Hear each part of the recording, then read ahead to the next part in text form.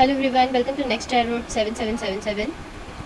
आज का हमारा टॉपिक है नो कॉन्टेक्ट सिचुएशन। मैंने कार्ड्स ऑलरेडी निकाल लिए थे।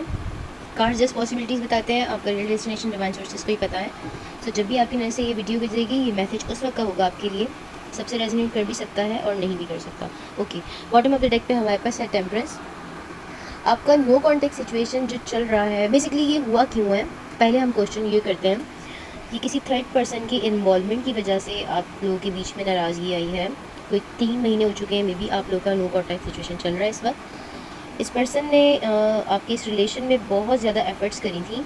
बहुत आपके पर्सन की तरफ से आप लोगों के लिए, इस रिलेशन के लिए उन्होंने बहुत ज़्यादा एफ़र्ट्स किए हैं। बहुत ज़्यादा उन्होंने चीज़ों को सॉर्ट आउट करने की कोशिश की है। हर तरह की यहाँ पे उन्होंने कोशिश करी है कि फाइनेंशियली पहले तो बहुत ज़्यादा अपने आप को बिल्ड करने की कोशिश करी इस रिलेशनशिप के लिए।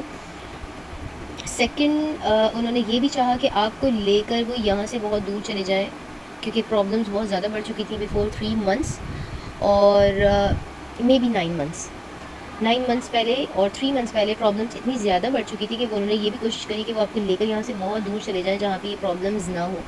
पर अब जो सिचुएशन चल रही है वो बहुत ज़्यादा डिप्रेस्ड है। वो पर्सन इस वक्त बहुत डिप्रेस्ड है। अभी नो कॉन्टैक्ट सिचुएशन चल रहा है। जो आपका हाल है वही सेम टू सेम उस पर्सन का भी हाल है।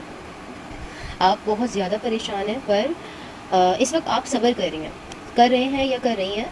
आपने अभी आपकी जो सिचुएशन चल रही है, इस सिचुएशन में जब आप लोगों की बातचीत बिल्कुल बंद है, आप सब्र कर रही हैं कि वो खुद से कोई स्टेप ले। पर यहाँ पर ओके, आप दोनों के बीच में प्यार भी बहुत ज़्यादा है, अंडरस्टैंडिंग भी बहुत ज़्यादा है।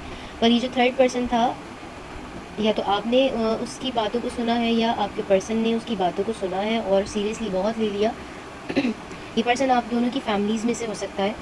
ज़्यादा चांसेस है कि ये पर्सन आप दोनों में से किसी एक की फैमिली से है, जिसकी बातों में आके, जिसे आपने बहुत ज़्यादा, क्योंकि हम क्या होता है ना, फैमिली को ज़्यादा प्रायोरिटाइज़ करते हैं तो एज़ कम्पेयर टू अदर। तो आपने इस पर्सन को उसकी बातों की वजह से, अपनी फैमिली मेम्बर की किसी बात की वजह से, या उस पर्सन ने या आपने नो कॉन्टैक्ट सिचुएशन किया है, तो इसी रीज़न से किया है। और प्यार बहुत ज़्यादा है आप लोगों के दिल में एक दूसरे के लिए। यहाँ प्यार दिखाई दे रहा है, लव दिखाई दे रहा है और अट्रैक्शन और अटेंशन बहुत ज़्यादा दिखाई दे रही है। मे बी अगर आप लोग बात करते हैं या आप वेट कर रही हैं या कर रहे हैं, आपने यहाँ पे बहुत ज़्यादा सब्र से मामले को संभाल के रखा हुआ है, तो आगे चल के आप लोग कुछ चीज़ सेलिब्रेट कर सकते हैं। मे बी वो आपको प्रपोज़ल आपने अगर दिया है तो एक्सेप्ट कर लें, या अगर उन्होंने दिया है तो आप एक्सेप्ट कर लेंगे और इंगेजमेंट हो सकती है आप लोग की, या कुछ भी हो सकता है। यहाँ पे इस पर्सन की एनर्जी स्ट्रॉन्ग है।